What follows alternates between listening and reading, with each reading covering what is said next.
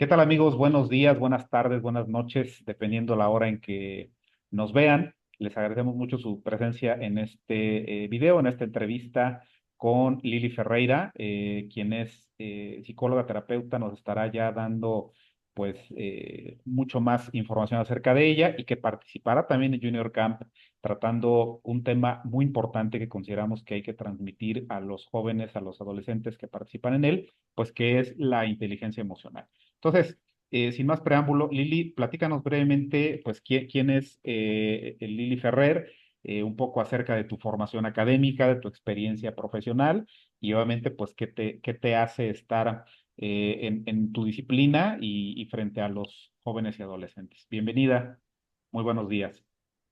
Muchas gracias, Horacio. Pues gracias a todos por ver esta grabación, por estar aquí. Yo soy Liliana Ferreira, tengo poco más de 15 años dedicándome a la psicología clínica y también a la psicología educativa. Eh, pues, ¿qué me llevó a estudiar y especializarme en adolescentes y jóvenes? Fue justo eso, como esta misión en la cual yo podía aportar desde una perspectiva más integral, desde una perspectiva creativa, desde una perspectiva muy personal a los jóvenes y a los adolescentes. También he trabajado con niños pequeños, actualmente ya no lo hago, pero sí me he dedicado mucho tiempo al trabajo con jóvenes desde distintas perspectivas, desde la parte clínica, desde la parte psicopedagógica, ¿no? Y ahora actualmente estoy laborando en el Tecnológico de Monterrey, Campus Ciudad de México, justo con adolescentes y con jóvenes, tanto de preparatoria como de profesional. Y también justamente llevo el programa de vinculación con padres, que son todas estas actividades que se hacen con la comunidad de los padres y de los estudiantes del TEC de Monterrey. Y pues sí, me llevó justamente todo esto, la pasión que tengo. Me gusta mucho estudiar y los adolescentes y los jóvenes pues son muy creativos, muy perspicaces, muy divertidos, ¿no? También, entonces creo que esta es gran parte de lo que me ha traído por aquí, profesionalmente hablando. Perfecto, Lili, muchas gracias. Pues para ir entrando en materia, yo te preguntaría, desde tu óptica, quizá no tanto de manual, sino por la experiencia que has tenido ya frente a estos jóvenes de manera individual y de manera grupal, ¿cómo definirías la inteligencia emocional?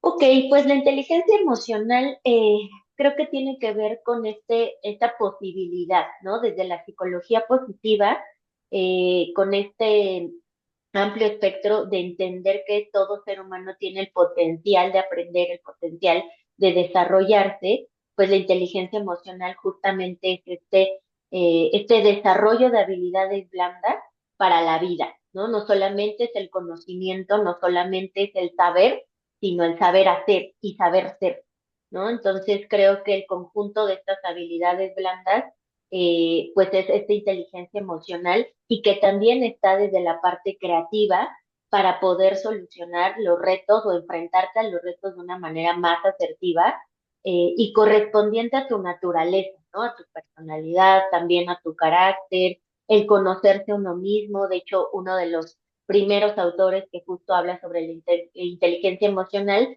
es Gardner, ¿no? En 1983 me parece que él inició con la teoría y él justo habla de 5 pilares, ¿no? Que es conocimiento de uno mismo, que justamente el conocernos a partir de nuestros procesos de vida, reconocer los propios sentimientos y las emociones, regular y aprender a regular estas emociones, no en un sentido restrictivo, no decir hay que controlarlas, porque las emociones realmente no se controlan, se gestionan y aprendemos a gestionarlas, ¿no?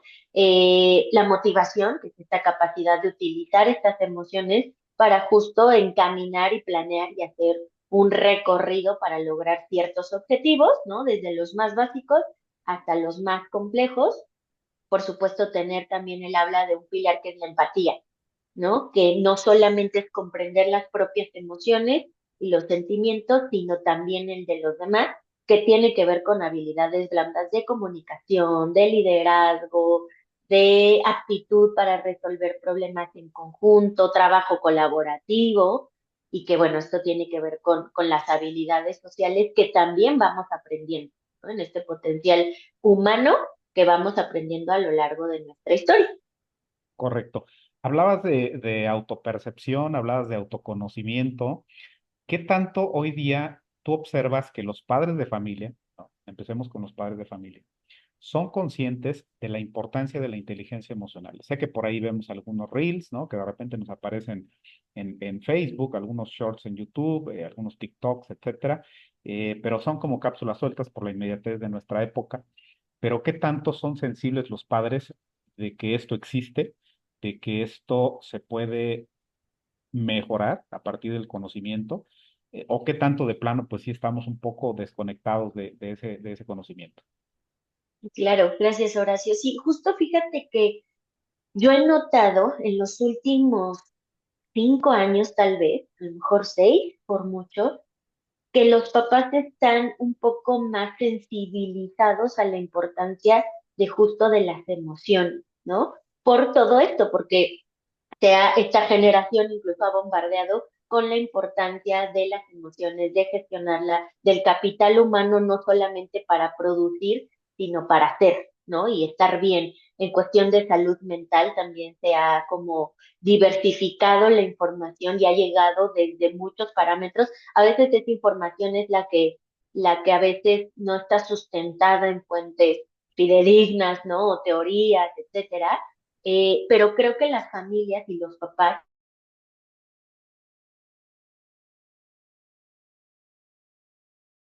generaciones anteriores, pues no habían tenido ni esta información ni la importancia de esta información, ¿no? Creo que se está abriendo camino, creo que se está picando piedra en este aspecto para que los papás puedan sensibilizarse, entender y también, por supuesto, aprender justamente lo que a lo mejor, pues en casa, en los modelos familiares anteriores, no estaba establecido.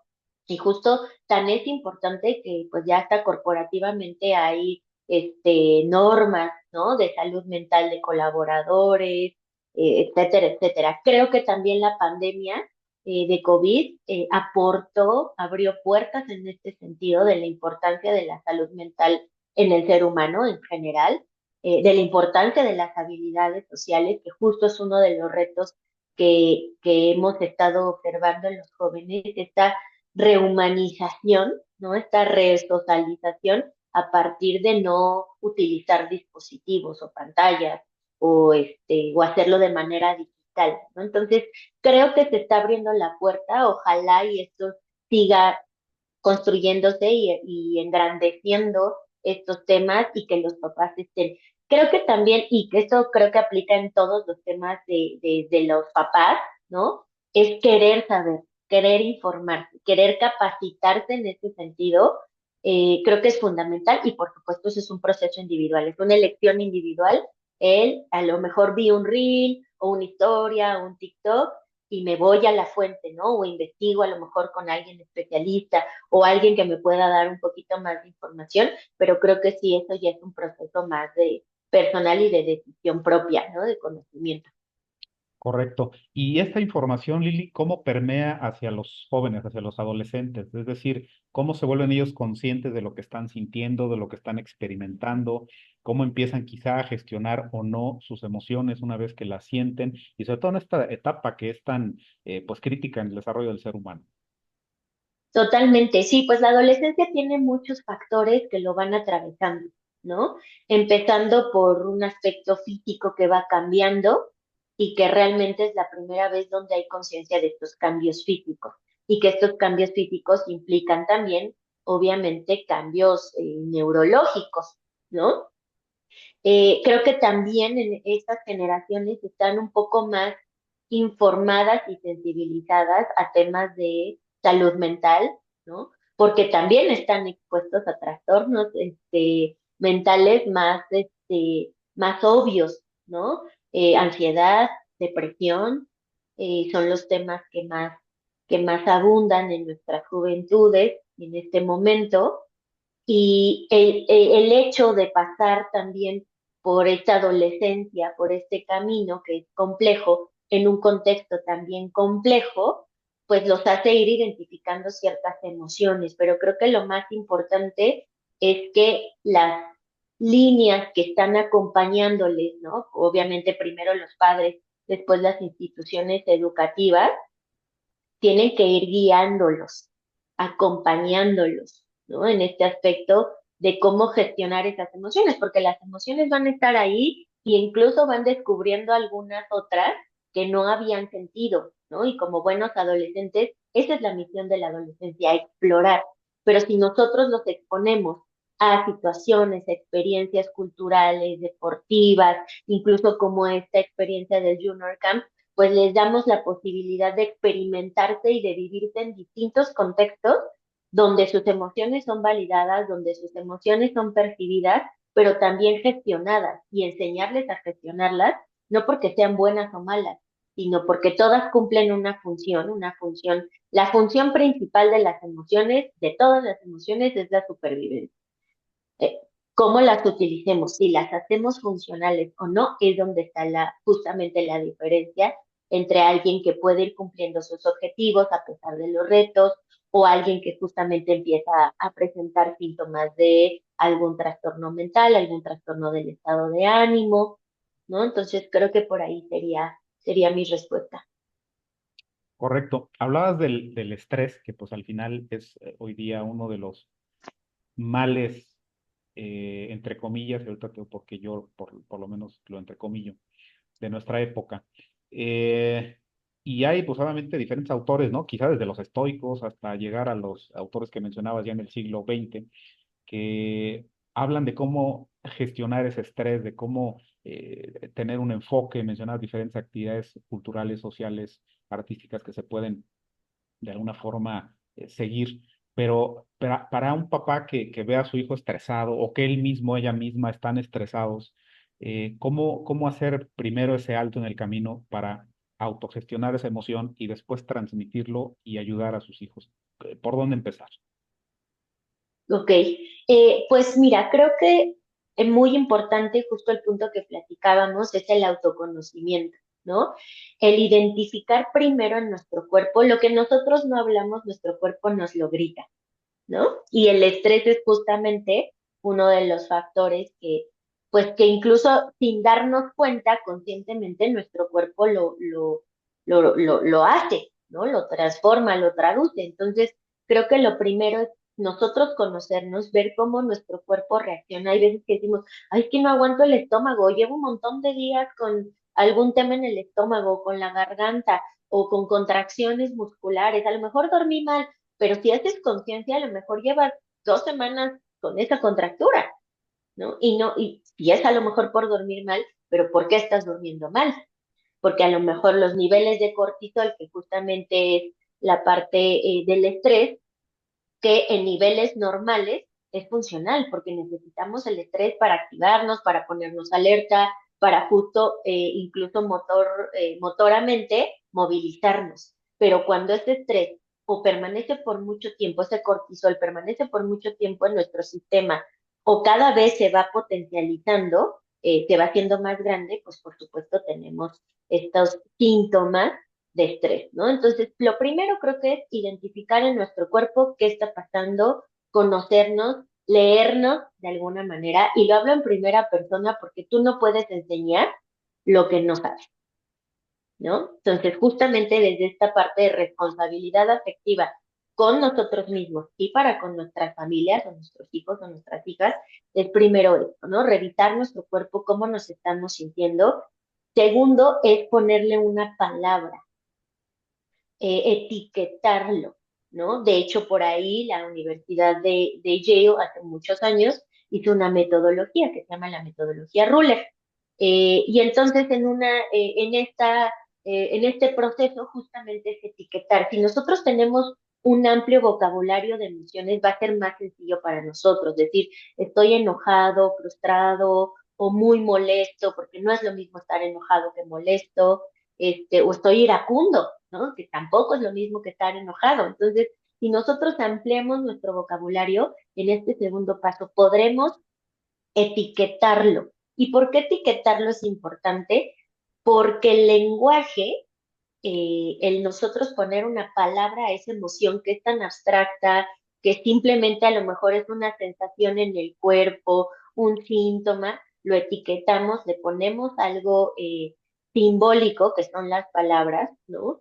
Y esto pasa por la parte lógica de nuestro cerebro. Entonces, cuando pasa por la parte lógica de nuestro cerebro, es, digamos, un poco más fácil de poderlo manejar o de poderlo gestionar. El tercer paso sería buscar la calma, ¿no? Buscar esa parte, bueno, y que en este autoconocimiento, a mí qué me hace, digamos, de alguna manera, bajar el volumen de la emoción. No podemos ir del 100 al 0, eso es incuestionable, pero sí poderle bajar, yo es lo que hago con los alumnos, ¿no? Les platico, es como si tuvieras el volumen de tus audífonos muy, muy fuerte y al ser muy fuerte es muy estridente, es molesto. Hay que bajarle. ¿Cuáles son las estrategias que tú puedes poner en práctica para bajar el volumen? Muchas de ellas tienen que ver, por ejemplo, con temas de atención plena o mindfulness, que ahorita está como muy, muy en boga, incluso después también de la pandemia se han hecho investigaciones científicas que justamente el mindfulness tiene una repercusión no solamente en la parte neurológica, sino incluso en la parte estructural de nuestro cerebro, en la forma de nuestro cerebro. Entonces, temas de mindfulness, de buscar la calma, toda la parte que tiene que ver con el arte, por supuesto, ¿no? Con la expresión emocional, con tener herramientas de autogestión, de encontrar, como te decía, la calma. ¿Para qué? Para poder estar en una fase justamente estoica, ¿no? Neutralizada, enfocada para poder resolver esa situación y validar nuestra emoción. Eso es también súper importante. A veces como adultos creemos que no nos debemos de enojar o que no deben de saber que estamos enojados, pero incluso actuamos enojados. Entonces, si los chicos nos ven enojados y nosotros decimos, no, no tengo nada, ellos es lo que aprenden y es lo que multiplican después. ¿Por qué? Porque por un lado no nos estamos permitiendo hablar de esta emoción, que a lo mejor no es agradable, pero no es mala porque está cumpliendo alguna función, pero también ellos aprenden a que no es válido estar enojado o no es válido estar triste o no es válido, siempre tienes que estar perfecto y al 100 y pues eso es totalmente fantástico, ¿no? Es una idea que no ocurre en una realidad, pero si como padres tenemos esta posibilidad de ser vulnerables, incluso de mostrarnos vulnerables y decir, sí estoy molesto y estoy molesta o molesto por esta razón, que a lo mejor ni siquiera a veces tiene que ver con ello, sino por nuestras múltiples actividades o responsabilidades. Creo que eso es un discurso doble. Puedes hablar de tus emociones, esas emociones son válidas y busquemos la forma de resolverlo juntos y yo me estoy también responsabilizando de mi propia emoción. Correcto. Ahora, un concepto que hemos escuchado también, pues en los últimos años, diría yo, es el tema de la resiliencia. Eh, a veces se comprende cuál es su alcance, su beneficio, otras veces en función de quién, de en qué posición me encuentro, bueno, obligo a las demás personas a ser resilientes, ¿no? Para mi beneficio. ¿Dónde está ese límite, Lili? ¿Dónde está esa diferenciación entre ser resiliente y que me beneficie o me ayude, y ser resiliente y estar cediendo, digamos, mi espacio, mi poder, mi beneficio a terceras personas? ¿Cómo encontramos ese equilibrio? Ok, es una muy buena pregunta, Horacio, porque justo la resiliencia es esta capacidad de, a pesar de la adversidad o de los retos, seguir adelante, pero seguir adelante cómo, ¿no? Creo que también tiene que ver, y yo lo ubico como en estas dos palabras, sí la resiliencia, pero también la resignificación. O sea, darle un significado distinto a, a lo que está pasando. No solamente es aprender de ello, sino justamente no perderte en poderlo entender, ¿no? Sino aceptarlo y ser más fuerte sin tener que dejarte a ti mismo, sin tener que dejar tu esencia, ni tus valores, por supuesto, para ser resiliente, ¿no? Puedes aprender, pero también aceptar o incluso en ocasiones reparar o repararte a ti mismo en esta parte sin dejar de ser tú, sin dejar estas bases que tú tienes, que obviamente pues también vienen de un sistema familiar del cual tú perteneces y has aprendido todas estas cosas, ¿no? Entonces, creo que es más bien la resiliencia con esta resignificación. Correcto.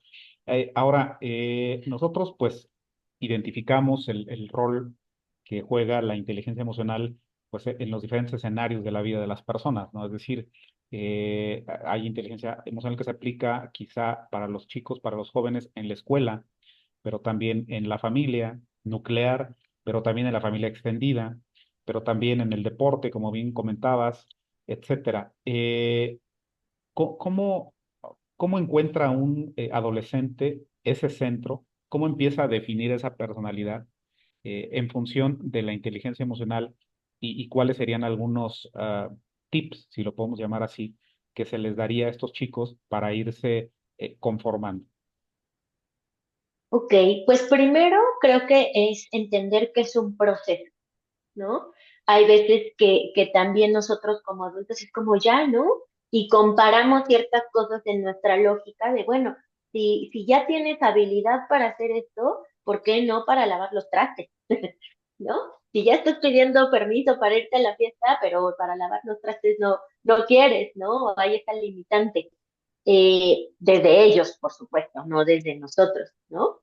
Creo que es importante entender que es un proceso, pero que también es un proceso que nosotros necesitamos acompañar e incluso incidir en ellos, no desde una manera persecutoria, ¿no? Ni muy restrictiva, pero sí orientativa, ¿no? Exponerlos a experiencias que incluso les den gratificación. ¿Por qué? Porque estas generaciones, debido al contexto en el que están viviendo, tienen poca tolerancia a la frustración porque para ellos todo es muy rápido. Desde el contenido, ¿no? Tú puedes, antes, en nuestra época, te esperabas una semana para ver el siguiente capítulo de la serie, ¿no? O de la caricatura o de lo que fuera. Y te esperabas una semana hasta el jueves en la noche para que saliera tu capítulo.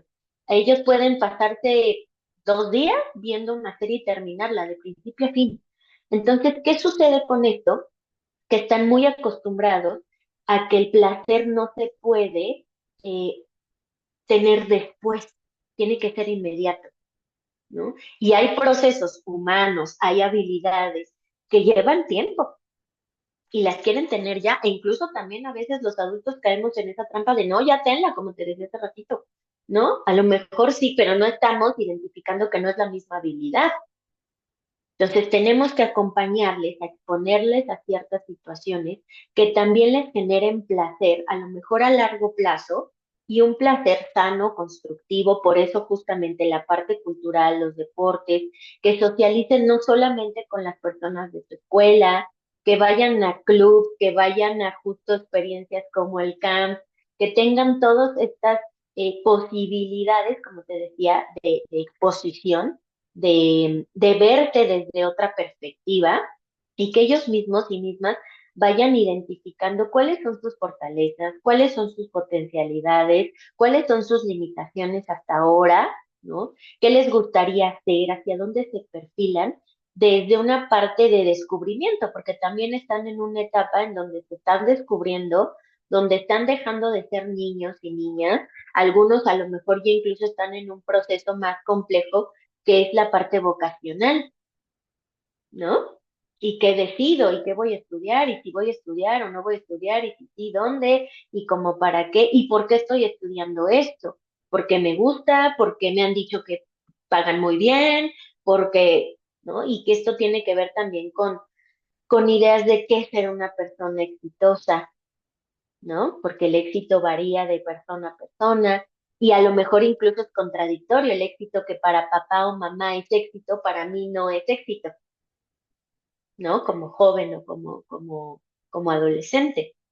Entonces, creo que es acompañarles y justo un poco respondiendo a tu pregunta de qué tips y recomendaciones. Uno, entender que sí, justo es un proceso, que exponerlos a varios contextos, varias situaciones, Hacerlo en familia incluso es muy importante también, hacerlos acompañados, que si también vemos que están sumamente perdidos y también a lo mejor nosotros como papás no lo logramos hacer, buscar la ayuda de un especialista, ¿no? De alguien que pueda guiarles, acompañarles en esta etapa. A veces sufren duelos muy complejos, desde la adolescencia, y justo la adolescencia es duelo permanente, ¿no? Hay pérdidas reales y pérdidas simbólicas muy importantes durante esta etapa, y y acompañarles desde ser padres afectivos, ¿no? Desde una comunicación no solamente afectiva, sino efectiva. Por ahí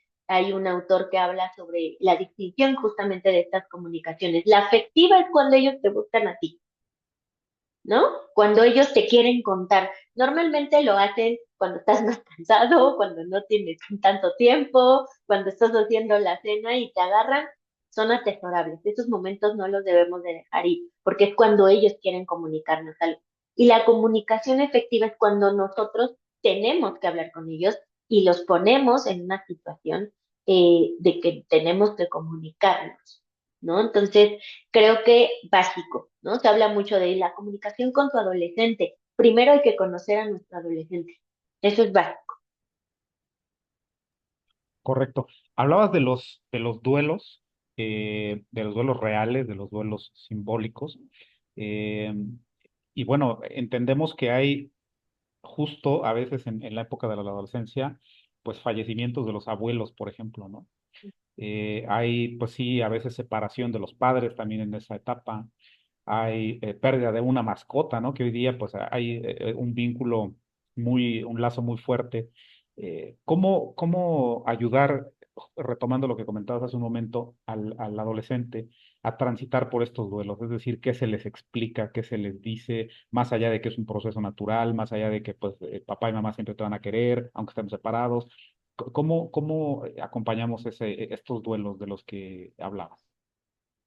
Sí, Horacio, pues sí, justamente creo que el entender que el duelo es transitar por un camino y que el camino es muy distinto en todos. De hecho, es totalmente distinto incluso por duelo, ¿no? O sea, el perder a una mascota va a ser distinto a perder a un abuelo o la separación de nuestros padres o un cambio de residencia o un cambio de escuela.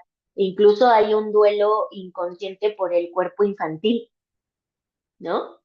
De darte cuenta que tú ya no eres un niño y que incluso esto es que no te traten como un niño ya, ¿no? Que tengas responsabilidades, etcétera. Entonces, creo que desde la parte de la familia es acompañarte. ¿Por qué? Porque si este adolescente está viviendo un duelo que comparte con otras personas de su familia, pues cada quien va a estar transitando duelos en paralelo, distintos, ¿no? Pero en paralelo. Entonces, creo que es acompañarle y también nosotros buscar hay veces que tenemos que descubrir o incluso construir refugios en ese camino, ¿no? Herramientas de autocuidado, de aceptación de las emociones, esto obviamente siempre es básico, pero en un duelo más. Eh, yo te puedo compartir, no estoy tan de acuerdo en una teoría que por ahí salió de las 5 fases del duelo, porque es como muy lineal, ¿no? Es como ir haciendo un checklist de, ya pasé por esta, listo. Y la que sigue, la verdad es que un duelo no es lineal nunca. Puedes ir y venir en las emociones, y no porque ya hayas tenido aceptación, no te va a dejar de doler, ¿no? O no vas a sentir tristeza o melancolía en algunos momentos, y eso no quiere decir que no lo hayas resuelto. Más bien, sigues procesándolo, sigues en ese tránsito. Eh, y entonces justo es encontrar estos refugios, ¿qué podemos hacer para sentirnos no mejor? Porque a veces es como muy utópico el me siento ya mejor. Claro, las emociones en un duelo, con el tiempo, en lo ideal se tendrían que ir reduciendo en potencia y en frecuencia. Si esto no resulta, entonces podríamos estar hablando de transitar por un duelo patológico, el cual tendría que ser acompañado por especialistas, porque hay algo, digámoslo coloquialmente, que está trabado, que no ha dejado. que la persona se aísle, que ya no tenga contacto con otras personas, que pierda el trabajo. En realidad, que se vuelva disfuncional, ¿no? Totalmente disfuncional. Esto es para nosotros una alerta de que ese duelo no está transitando correctamente. ¿Cuánto tiempo? También no hay como un tiempo específico ni adecuado. A lo mejor desde la parte clínica sí, estaríamos hablando de año y medio, 2 años desde la parte clínica, ¿no? Pero transitar juntos en estos duelos es justo buscar estos refugios, perdón, desde momentos para preguntar, ¿no? Nosotros como adultos, darles a los chicos esta posibilidad de pregúntame, aunque la pregunta suene extraña, ¿no?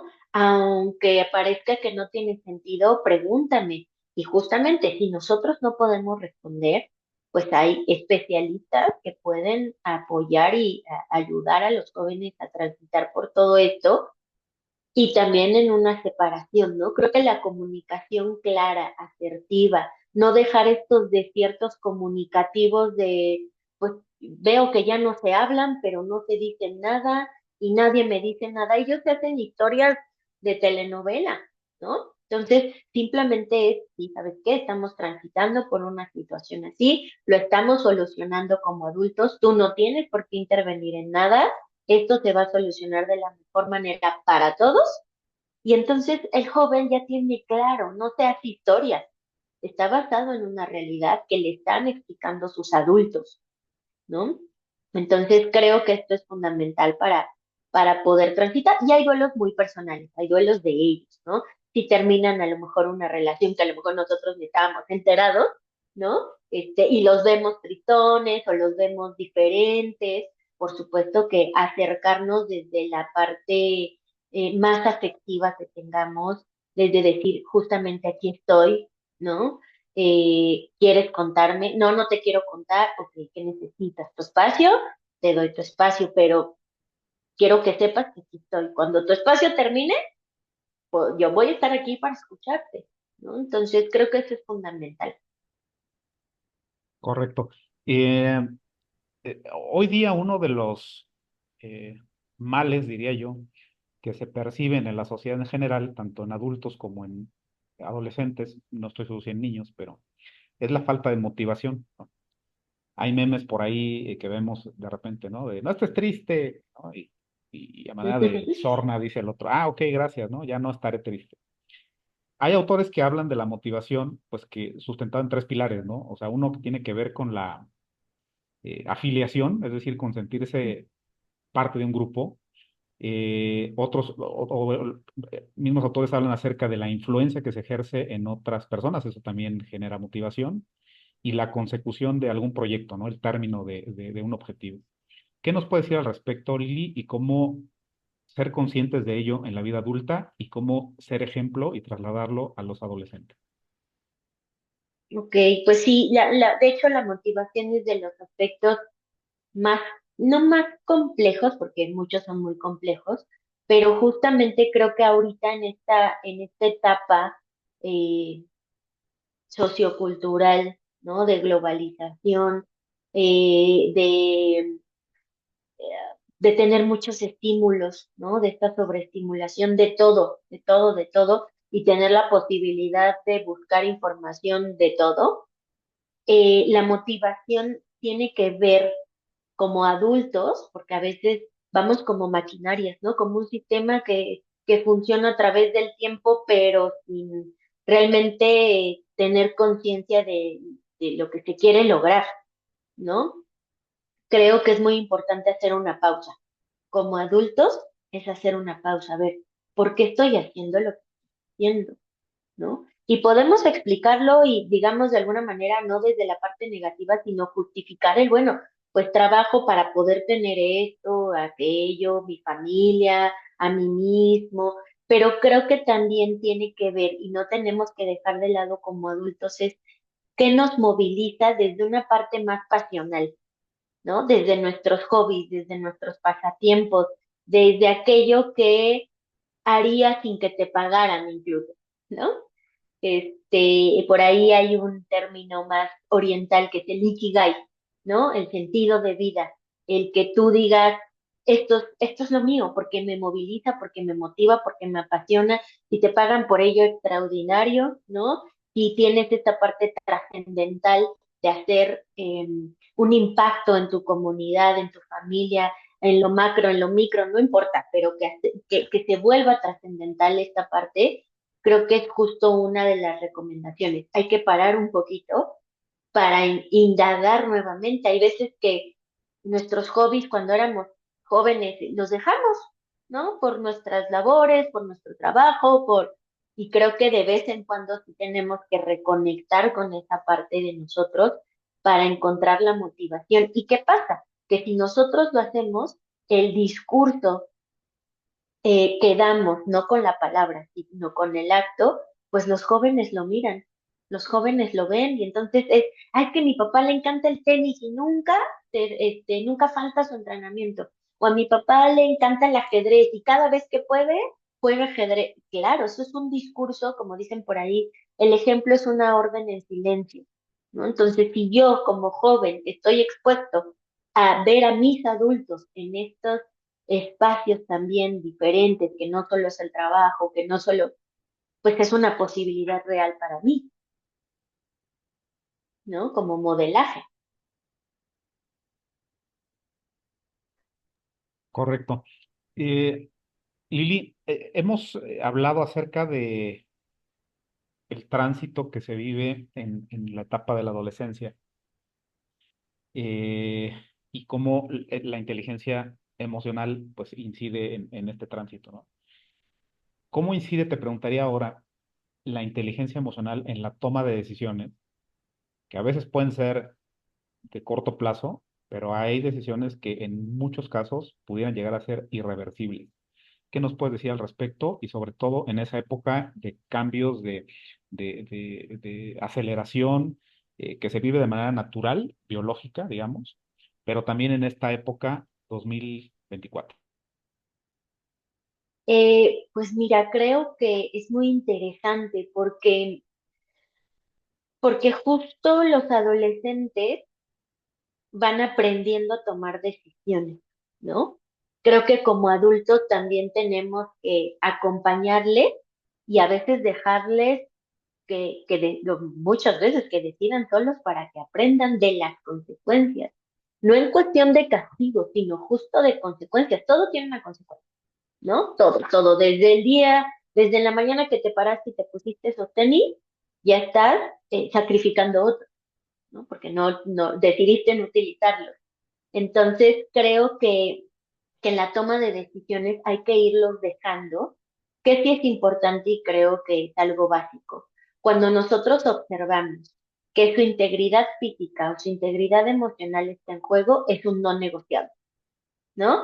Así nos hagan ojos de huevo, nos digan que somos los peores papás del mundo, lo que sea, cuando su integridad física o emocional está en juego, es no negociable.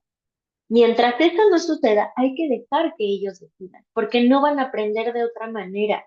Tienen que, ahora sí que es una habilidad blanda esta toma de decisiones a partir de la propia experiencia, ¿no? Si yo me compro unos tenis muy grandes, pues los voy a andar chacualeando todo el tiempo y me van a salir ampollas y, ¿no? Entonces, cómprate unos tenis a tu medida. Lo vas a aprender, tal vez sí a la mala, pero eso no te va a traumatizar, ni más bien hay que guiarlos a, bueno, ¿qué harías diferente? ¿Cómo lo harías mejor? ¿Qué decisión tomarías? Muchas veces llegan como, no, es que el profesor lo trae contra mí, es súper personal, y a lo mejor la respuesta tampoco, porque luego nos vamos a los extremos como papás, es, bueno, ¿y tú qué no hiciste? ¿Y tú qué hiciste? ¿No? Es más bien, ¿cómo lo harías diferente? ¿Qué crees que te faltó? No, pues acercarme al profesor, pedir asesoría, no sé, no hablar tanto en clase, ok, pues para la próxima, ¿no? Creo que también nosotros tenemos que tener esta idea de que las cosas pueden ser, que se pueden reparar. Ojo, eso no quiere decir que queden intactas, ¿no? Pero las reparaciones incluso pueden ser simbólicas, ¿no? No tiene que ser específicamente lo que falló, ¿no? Lo que en esa toma de decisiones, pues, no salió, y también, como siempre, acompañarnos, ¿no? Bueno, si no sale, aquí voy a estar, ¿no? Yo voy a ser tu acompañante, ¿no? Si nos piden consejo, darlo, no es, no es forzoso. A veces somos los últimos como papás a los que nos piden consejo. Por eso es tan importante también conocer el contexto alrededor. Porque a lo mejor yo digo, ya sabes qué, pues yo no le sé mucho a esto, yo no podría ayudarte, yo lo haría así, pero ¿por qué no le preguntas a tu prima que ya pasó por ahí? A tu, no sé, a tu vecino, al papá de tu amigo, ¿no? Que han tenido esa experiencia, pues acércate. No tenemos por qué tener totalmente las respuestas nosotros. Nos podemos hacer de gente a nuestro alrededor que les ayude también a enseñarles a tomar decisiones, ¿no? A saber por dónde, qué factores tengo que considerar, a lo mejor para tomar decisiones, y que bueno, si erran en esa decisión, pues estar ahí acompañándoles, ¿no? No solucionándoles, porque justamente una de las cosas que a veces se confunde mucho es esta sobreprotección, ¿no? Cuando nosotros sobreprotegemos a nuestros jóvenes y a nuestros adolescentes, el mensaje que les estamos dando es tú no puedes y yo lo tengo que hacer por ti. Y entonces, cuando esa chica o ese chico se va a aventar, por decirlo de alguna manera, a hacer algo. Si yo mismo o misma, de manera inconsciente, tal vez le estoy diciendo que no puede. Entonces, más bien es, hagámoslo juntos, no te tengo que mandar así como al ruedo solito, ¿no? Como dicen, sin fusil, a la guerra sin fusil. Más bien te acompaño en ciertos pasos para que tú aprendas desde lo más básico, a usar la lavadora, hacerte una comida básica, a tener tu área limpia, ¿no? Tu ropa limpia. Son cosas básicas que los jóvenes tienen que hacer, se tienen que hacer responsables de esto. ¿Para qué? Para que entonces sea como, bueno, te quieres ir a la escuela solo, a lo mejor ya tiene automóvil, no lo sé, pues vamos a hacer que esto funcione. Creo que también en esta parte, Horacio, de toma de decisiones, en este acompañamiento, nosotros como papás tenemos que hacer acuerdos previos. Hay veces que por la parte sistemática de la vida, es como, ay, ya le tenía que dar, no sé, X edad, ¿no? Un celular, porque ya socialmente me está presionando, porque él o ella me dice, mamá, es que soy el único que no tiene celular o cuenta de Insta, o lo que sea, y entonces por la presión nosotros, en lugar, cedemos. Bueno, ok, ¿no? Esto es lo que están haciendo los chavos ahora, ni modo, toma. Pero no hacemos un acuerdo previo, inclusive negociable. A ver, te voy a dar este celular, pero ¿cuáles son las restricciones? ¿Cuáles son las limitaciones? El horario, etcétera, etcétera, dependiendo, por supuesto, de la edad que tengan los chicos, ¿no? Y las chicas. Te voy a dar un coche a lo mejor. Bueno, ¿qué implicaciones tiene ese automóvil? ¿Qué va a pasar cuando te lo quieras salir, te quieras ir de fiesta? ¿Lo vas a poder utilizar? ¿No lo vas a poder utilizar? Sí, pero ¿hasta qué hora? Etcétera, etcétera. A veces hacemos estos acuerdos cuando ya tenemos el problema encima. Más bien es anticiparnos a esta situación, ¿no? Y entonces que ellos también vayan justamente tomando esas decisiones acompañados por nosotros. De acuerdo. Lili, comentabas al principio, y es algo que te quiero preguntar, eh, acerca de cómo el cuerpo resiente las emociones, ¿no? Decías que una emoción no trabajada al final pudiera derivar en una enfermedad. Últimamente se ha hablado mucho, y es un tema que está en boga, acerca de que el intestino es el segundo cerebro, ¿no? Y que también ahí se procesan, pues, emociones, ¿no? Se procesan incluso inicio de decisiones, etcétera.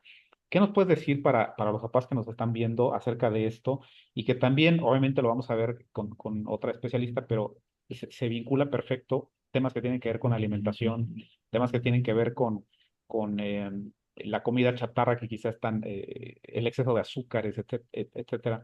¿Qué nos puedes decir al respecto en temas relacionados con inteligencia artificial y el intestino como segundo cerebro? Ok, pues en cuestión de justo del intestino como segundo cerebro, eh, la verdad es que no tengo profundizado el tema. Sin embargo, sí me gustaría puntualizar que todos los sistemas básicos son importantes para nuestro desarrollo, ¿no? El tema de la alimentación, por supuesto. porque estamos expuestos justo a esta comida no nutritiva, chatarra, etcétera, y también tiene que ver con la autogestión, ¿no? ¿Qué decisiones tomo porque para que sean las mejores? ¿No? No por comerme una hamburguesa estoy mal, porque tiene proteína, porque tiene verdura, porque tiene pan, pero pues con qué me venden la hamburguesa, con papas, con refrescos, y es ahí donde yo puedo decidir qué tanto voy a consumir, o si lo voy a consumir o no, o mejor me compro una chapata que a lo mejor no trae papas, ¿no? Etcétera. Entonces tiene que ver, creo yo, con la autogestión, con estos sistemas naturales y básicos, como es el dormir también. De hecho, los adolescentes entre los 10 años y los 16, en sentido ideal, tendrían que dormir 16 horas para que su cerebro pudiera funcionar de la mejor manera posible. Claro que esto a lo mejor sucede los fines de semana, cuando se despiertan bien tarde. Hay que dejarlos. En esa fase sí, ¿no? Pero ¿qué pasa? Que también pues nuestras actividades a veces no lo permiten. En lo ideal los chicos tendrían que estar entrando a las 9 de la mañana a la escuela y están en clase de matemáticas a las 7, ¿no? Pero son los sistemas que pues en lo ideal tendríamos que ir ajustando, ¿no? Pero son estos sistemas básicos como la calidad del sueño, la higiene del sueño, la alimentación, la parte de movilidad, ¿no? Del ejercicio, qué tipo de ejercicio, y por supuesto, pues ubicar también, a veces como papás de adolescentes ya mayores, es como, no, ya se sabe alimentar, ¿no? Pues tal vez incluso hasta como familia tendríamos que informarnos más sobre eso para hacer la mejor dieta para todos y que también las dietas van variando, porque pues la energía no es la misma que gasta un adolescente, incluso porque su cerebro está en proceso y en desarrollo que un adulto. De hecho, una nutrióloga compañera mía me comentaba que un adolescente lo ideal tendría que comer de 4 a 6 porciones diarias de fruta y verdura diarias, o sea, 6 manzanas, 6 brócolis. Entonces, pues también esta parte cultural que necesitamos estar como más sensibilizados y más informados, ¿no?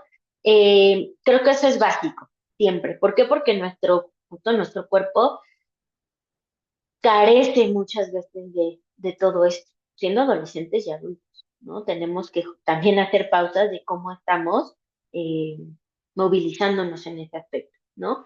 Y desde la inteligencia artificial, híjole, es bien interesante, ¿no? Y podríamos estar aquí mucho tiempo, pero como todo, creo que hay que encontrar, creo que es muy complejo porque estamos todos en el mismo, ahora sí que en el mismo tren, conociendo esta parte de la inteligencia artificial desde nuestro visor, ¿no? Desde nuestro visor como adultos, desde el visor de los chavos, de los niños, ¿no? De la generación alfa, que son esta última generación que tienen 10 años o menos, lo están viviendo distinto, todas las implicaciones que tiene, legales, no legales, desde el aspecto incluso terapéutico. Yo les puedo compartir que sé que ya en otros países la parte de avatar terapéutico ya se está haciendo, o sea, ya se está dando una terapia a través del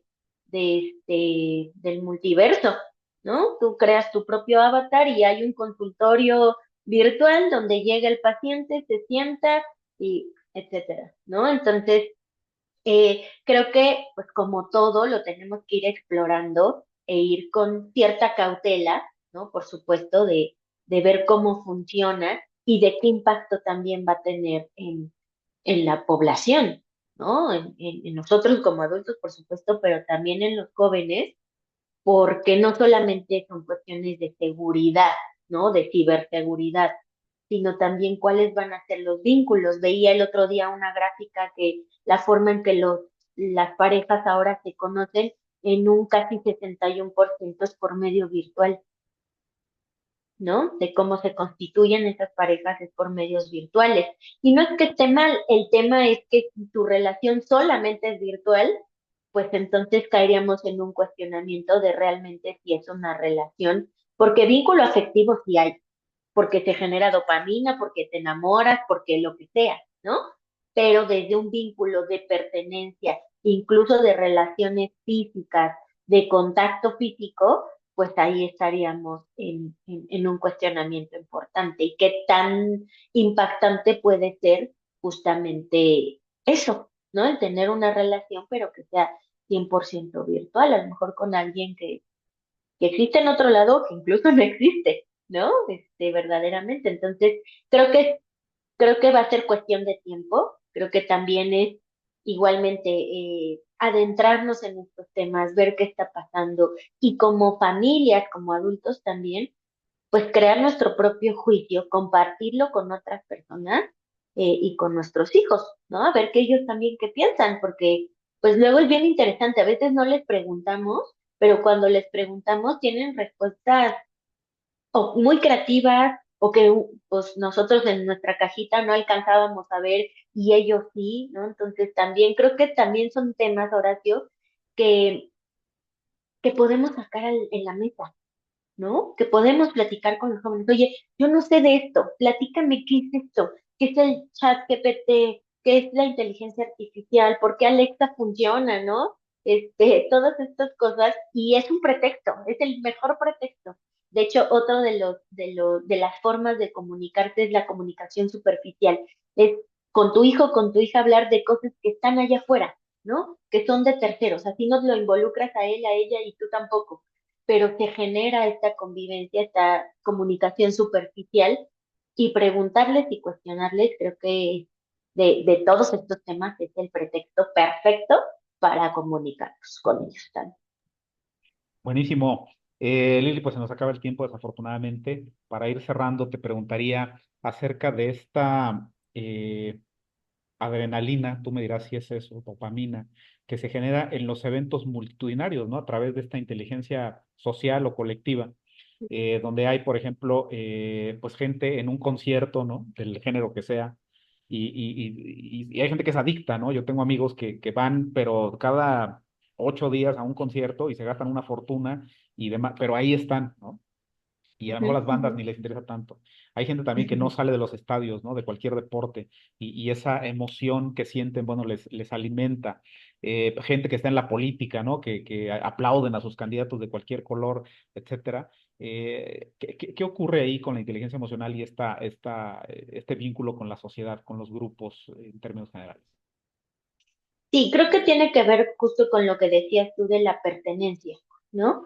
Somos seres que por naturaleza queremos pertenecer. Y creo que en la medida de que esto no te perjudica a ti ni a nadie más, funcional, ¿no? Funcional en un sentido constructivo, porque hay muchas otras cosas que también te generan dopamina, pero que no son constructivas, ¿no? Entonces, en esta parte autogestiva, decir, bueno, pues si me gusta y tengo los recursos para poder ir cada 8 días a un concierto, a las luchas, o bueno, pues ve, ¿no? Incluso estar, como te decía, estar expuesto a todas estas experiencias siempre nos suma, ¿no? Nos suma. Mientras no te haga daño a ti y no le haga daño a alguien más, pues creo que es bastante funcional. Justo también a veces esto se conecta mucho con las pasiones, ¿no? Con lo que nos gusta, con lo que nos moviliza, y si luego lo compartimos con amigos o con familia, pues todavía mejor, ¿no? Buenísimo, buenísimo, Lili. Pues de verdad te aprecio este tiempo que has dedicado para platicar de este tema que desde nuestra óptica en Junior Camp es tan importante y que es la inteligencia emocional, generar esos vínculos padres e hijos, acompañarlos, como ya bien lo platicabas, estar pendientes de lo que ellos necesitan, ¿no? Y desde nuestro punto de generar un equilibrio, ¿no? Entre la relación sin ser demasiado invasivos, pero también sin ser ausentes. De verdad te aprecio mucho lo que nos has transmitido en esta sesión. Y pues preguntarte, Lili, si tienes algunas formas de contacto, si das consulta privada, etcétera, ¿dónde pueden acercarse los papás en caso de que requieran pues de tu intervención como profesional de la salud mental? Claro que sí, Horacio. Muchas gracias también por el espacio. Creo que independientemente de que me hayan unido ahora a este Junior Camp para tener un taller con sus hijos y con sus hijas, este espacio me pareció fabuloso, ¿no? Creo que es un extra de lo que Junior Camp da a sus participantes. Y sí, doy consulta privada. De hecho, también colaboro con otros con otros psicólogos especialistas en diversas áreas, ¿no? Tengo una colega neuropsicóloga, un compañero, un colega que se dedica también y es especialista en intervención con personas con ideación suicida o incluso intentos suicidas, otra persona desde la parte gestáltica. Entonces, sí, tenemos un grupo de especialistas, ¿no? Y pues, ¿dónde sería lo más fácil que me pudieran contactar? Y yo a lo mejor, con muchísimo gusto, yo atenderlos desde mi especialidad o canalizarlos con estos especialistas. Es mi número telefónico, sería el 55 39 93 73 83. Perfecto, Lili. Lo vamos a dejar también en la descripción del video, con mucho gusto, y pues de verdad te aprecio el tiempo que nos regalas para compartir todas las experiencias y ayudar a los padres de familia y a los adolescentes en este tránsito. Muchas gracias, Lili. Nos vemos muy pronto en Junior Camp, 30 de noviembre, 1 de diciembre, en el Colegio Misiones en Ciudad de México. Claro que sí, gracias. Muchas gracias. Hasta pronto.